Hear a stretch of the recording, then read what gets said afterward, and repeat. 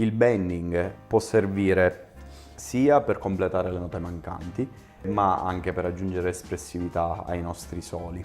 E in particolare possiamo utilizzare anche quelli che si definiscono micro bend, non sono dei veri e propri bending, ad esempio nel sesto foro.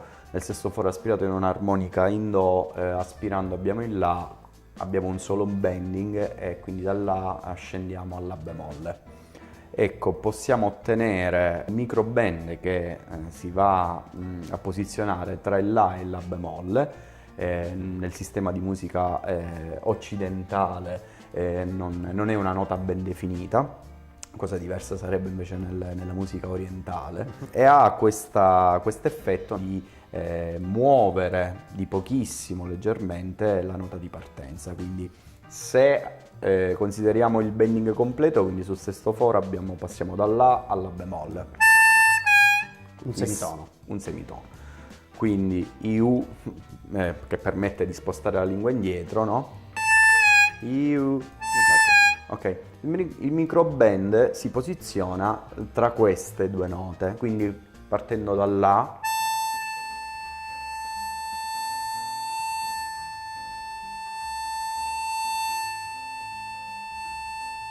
non ho ottenuto il La bemolle, ma è una nota appunto che sta tra il La e il La bemolle. Questo lo possiamo chiaramente applicare anche su altri fori, ad esempio nel quarto foro aspirato. Abbiamo dei bending di espressività, ad esempio nel quinto foro aspirato nell'armonica diatonica, in cui tecnicamente non c'è un bending. Non ci serve un bending per ottenere una nota mancante, perché il bending sul quinto foro ci dà un Mi e lo otteniamo invece soffiando nel quinto foro, ma dà espressività perché è un po' come il bending della chitarra. Un piccolo trucco per imparare il bending, soprattutto nelle fasi iniziali, potrebbe essere quello di regolare il gap di un'armonica, l'altezza che c'è tra il reed plate e la parte libera dell'ancia. Come va regolata? Va regolata con molta attenzione, perché sono ance molto sottili, delicate, che si possono danneggiare facilmente, quindi con uno strumento che potrebbe essere un cacciavite a testa piatta, per intenderci, di piccole dimensioni, spostare leggermente, quindi abituarsi anche a fare manutenzione sullo strumento, a saperlo curare, a gestirlo.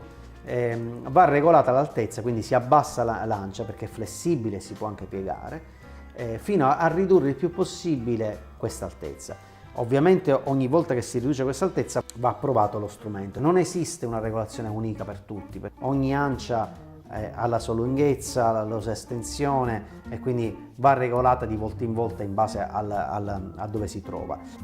Anche una delle cose più importanti è imparare il bending sia in soffiato che in aspirato con l'associazione della nota. Quindi se noi sappiamo che nel secondo foro aspirato abbiamo un Sol e vogliamo ottenere un Fa o un Sol bemolle, quindi vogliamo fare un bending di un semitono o di due semitoni nel secondo foro aspirato, prendiamo anche un'applicazione in un telefono in cui abbiamo un pianoforte, suoniamo il Sol bemolle o suoniamo il Fa e cerchiamo di avvicinarci il più possibile, cioè dobbiamo cercare di capire dove arrivare in quella nota.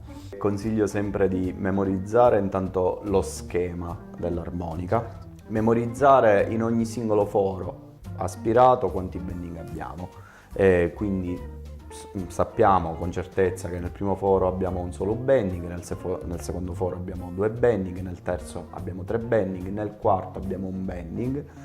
Nel quinto foro il bending c'è, ma otteniamo una nota che in realtà abbiamo soffiando nel quinto foro. Nel sesto foro aspirato c'è un bending. Stessa cosa avviene nel settimo foro, un po' come il quinto, non c'è un vero e proprio bending né soffiato né aspirato per produrre una nota mancante. Nei fori soffiati abbiamo un bending nell'ottavo, un bending nel nono e due bending nel decimo.